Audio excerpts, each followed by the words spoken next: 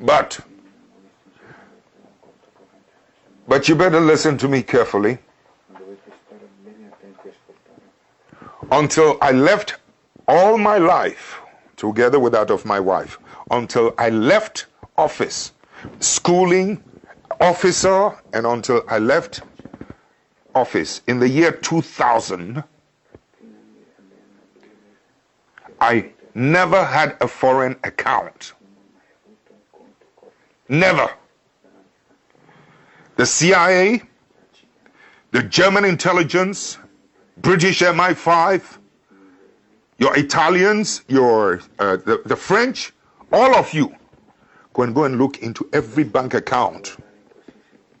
And to tell the world whether my wife and I ever had $1, 1 penny, anywhere, in any bank, in any part of the world before I left office. I never did. Interestingly, and it never occurred to me, I had no desire for it.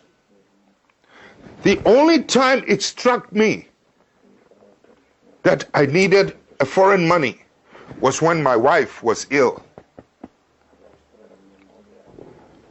And it was a situation we could not deal in my country, in Ghana. You know, and we looked for the most affordable place, which was in a university in Europe. That was the first time I suddenly realized how naked I was in terms of, I couldn't even save my wife's life, a very noble lady who had been through trying times with me. That's when I started calling around the world, friends, can you help, etc.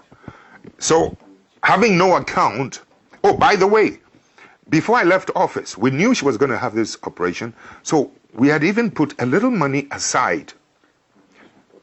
I think it was about $22,000 it was going to cost us. My wife is asthmatic, and over the years, it has developed its side effects, you know, both in her intestines and other complicated places. So it was going to be quite an expensive, this thing. And you listen to me carefully. I was looking around the world. Anybody help me? It's not for myself. I have no account. This is the address of the hospital. This is how much it's going to cost. I mean, it was the most shocking, painful experience I'd been across, that I could hardly get any assistance early enough.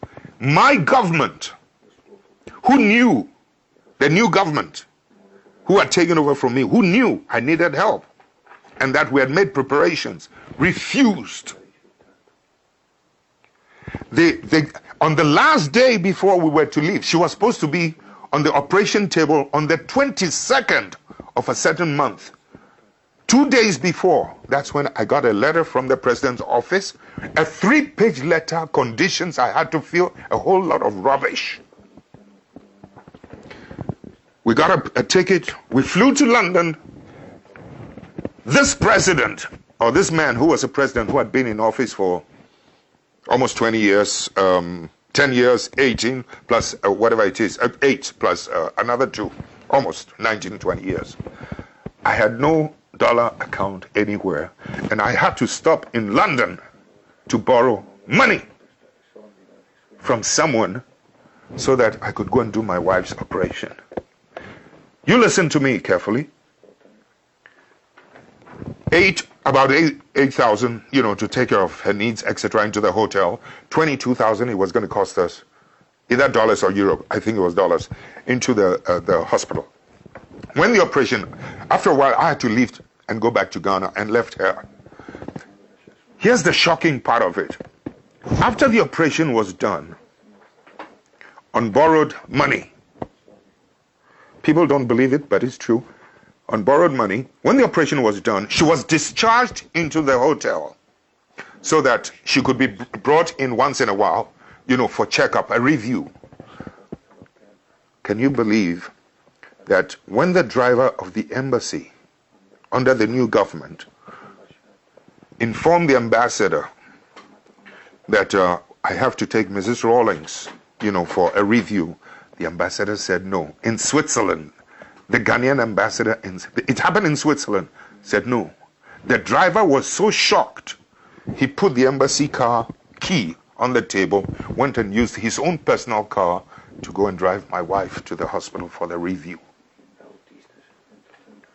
This is the kind of vicious petty-mindedness that you can sometimes run in parts of the world in terms of my relationship with this character that, you know, your Western powers or the Western powers have promoted, and they are trying to sanitize his image as if he's the cleanest, finest head of state in Africa.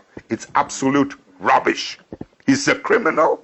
He's a thief. He went around telling the world, wrote a letter to every bank around the world that I had stolen suitcases of money into bank accounts. I was trying to kill him, make a coup. I had stolen 19 cars, etc. All of them were false.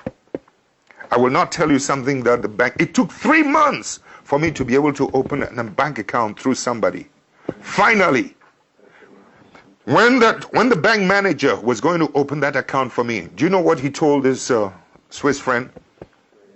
You can come and do it. Every day he goes there. Is it open? Is it open? Is it open? Finally, after 3 months, the man told my friend that he is one of the few African heads of state who does not own a foreign account. You can now come and open the account for him. I mean, the point I'm trying to make is, look at the difficulty I had from my own government, from outside.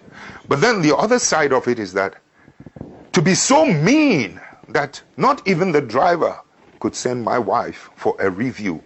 That ambassador, for being so, he was so mean, the government withdrew every protocol facility as a former head of state.